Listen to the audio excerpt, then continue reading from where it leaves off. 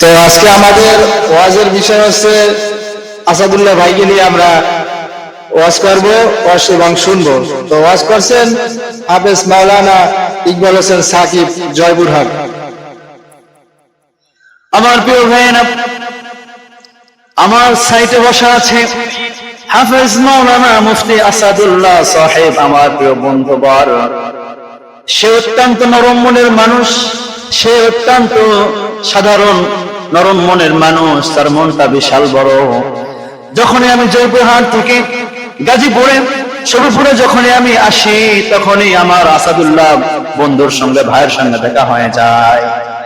তার সঙ্গে আমার এক প্রিয় ভাই আছে নাইম শেখ ভাই, সেও অত্যন্ত নরম মনের মানুষ, সাদাসিধা মনের মানুষ। দেখা হলেই আমরা একসঙ্গে বসে আসরের পরে জোহরের পরে আড্ডা দিই, কোরআন হাদিস থেকে আমরা একে অপরের সঙ্গে গবেষণা করি, মুতালা করি, তাকরার করি। আমার প্রিয় ভাইরা, আসাদুল্লাহ ভাই তিনি নতুন বিবাহ করেছেন, সে পরিবারকে ছেড়ে স্ত্রীর মহাব্বত ত্যাগ করে, মা বাবার মহাব্বতকে ত্যাগ করে সে ইসলামের জন্য, আল্লাহ রাব্বুল আলামিনকে খুশি করার জন্য সে মসজিদে এখানে জুমার নামাজ আদায় করান, 5 ওয়াক্ত নামাজ আদায় করান, বেশ ইমাম থাকেন।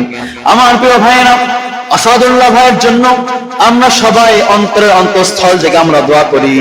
আসাদুল্লাহ ভাইয়ের মনের আশা সে বড় একজন ওয়াজিন হবে, বড় একজন বক্তা হবে।